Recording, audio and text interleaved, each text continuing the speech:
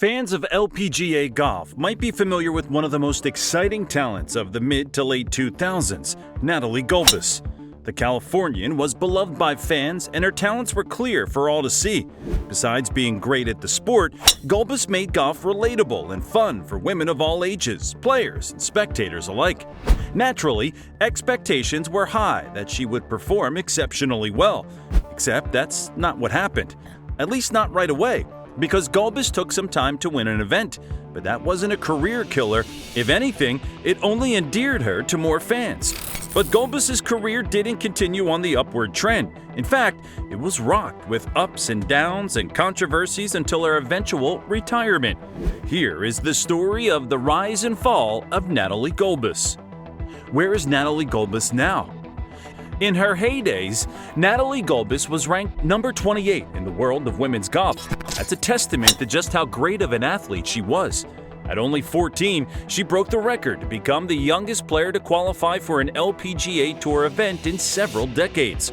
Her record has since been broken now, but at the time, Gulbis was on an insane streak. She played full-time on the tour and finished runner-up for Rookie of the Year in 2002. Some 18 years after that achievement, she'd be hanging up her clubs as an active player, but continues to be involved in the LPGA Tour behind the scenes. Across her lengthy, promising career, Gulbis only managed to win a single PGA Tour. She may not have lived up to the expectations of a more glamorous career, but she's done about enough to embellish her name in the memory of fans and retire comfortably. A promising start to life. In the world of American golf, two states improved the chances of having a good career and scholarship: Florida and California. Gulbis was born in Sacramento, California, which is a prime hub for aspiring golfers to work on their skills throughout the year.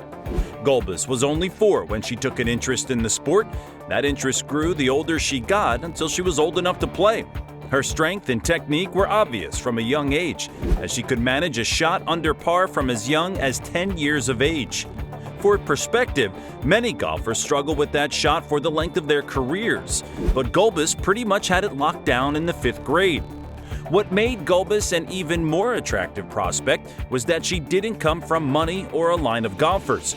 She learned the game and perfected her scores without any financial backing. By the time she got to high school, she joined the boys' golf team, since the school didn't have a separate team for girls. Gulbis didn't particularly mind playing with boys because they were more challenging to play against. At age 16, she left high school, clinching a scholarship at Arizona State University. This couldn't have worked out more perfectly, since Arizona State University is renowned for its strong golf program for men and women alike. However, in a move that would become more common across the length of her career, Gulbis left the program after a single season. She was 18 at this point and was tired of sticking to the system.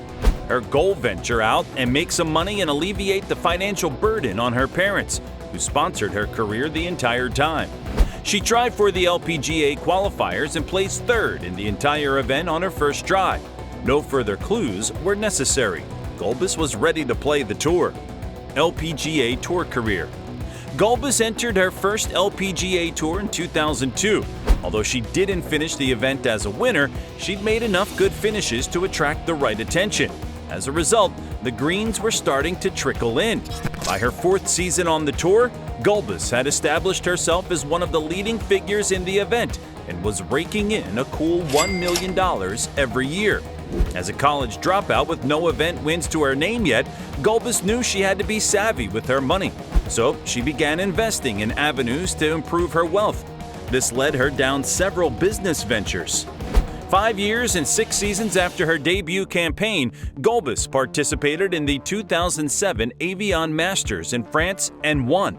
It would be the first and only tournament she won in her career. This came as no surprise to fans of the golfer, though. Between 2005 to 2007, Gulbis had found arguably the best form of her career, making several top 10 finishes, particularly in majors. However, it was after this win that the golfer's career turned into a slippery slope. An athlete's nightmare: injuries. Gulbis was never a player to shirk from putting power in her swings.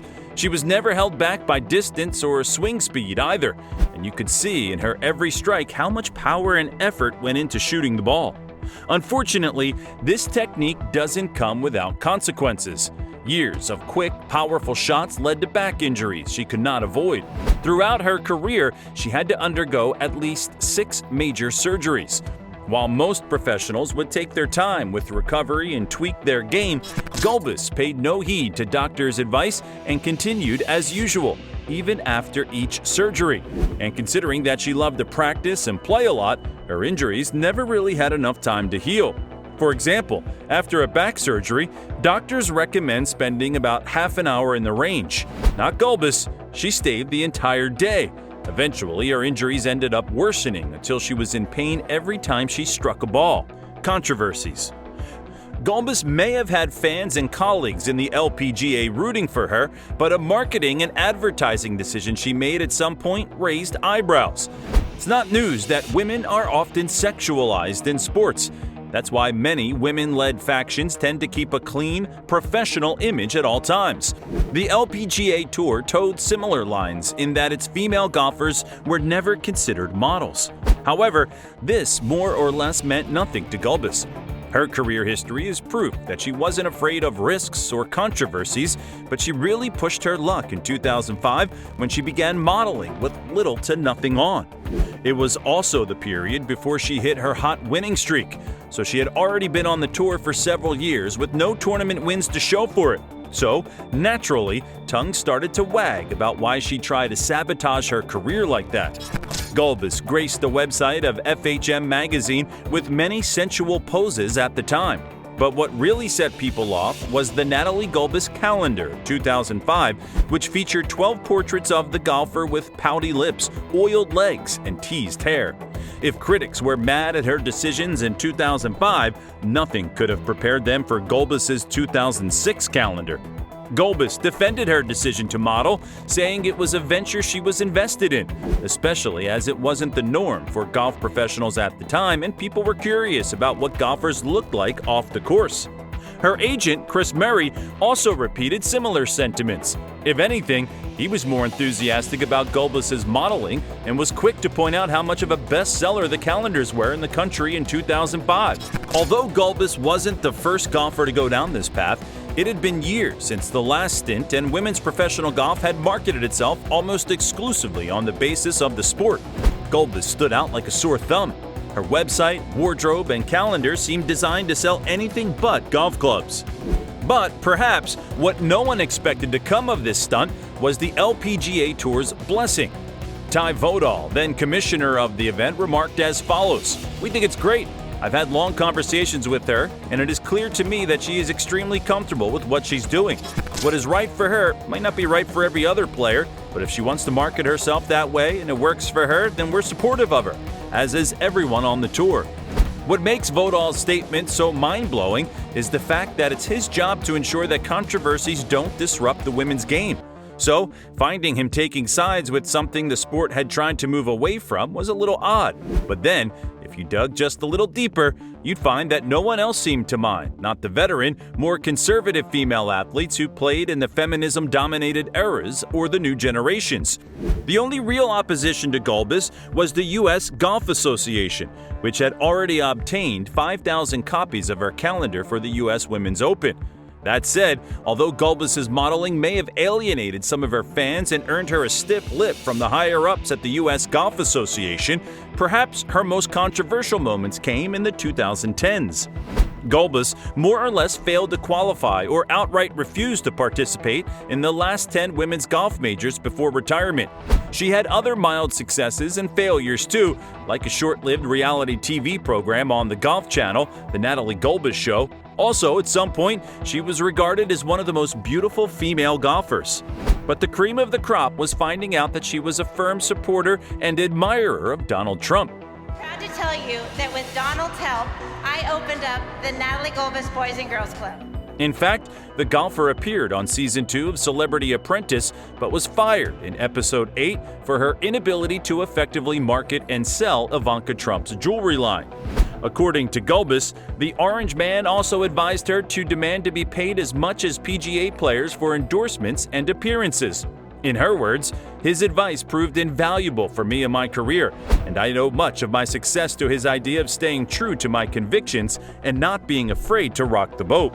She's taken her convictions to social media as well, sharing on X, formerly known as Twitter, that Trump is quite the feminist, a rhetoric she has repeated in her column for golf.com when she wrote, "I realize he has made his share of controversial remarks, but in my experience, I have found him to be gracious, generous, and inspiring."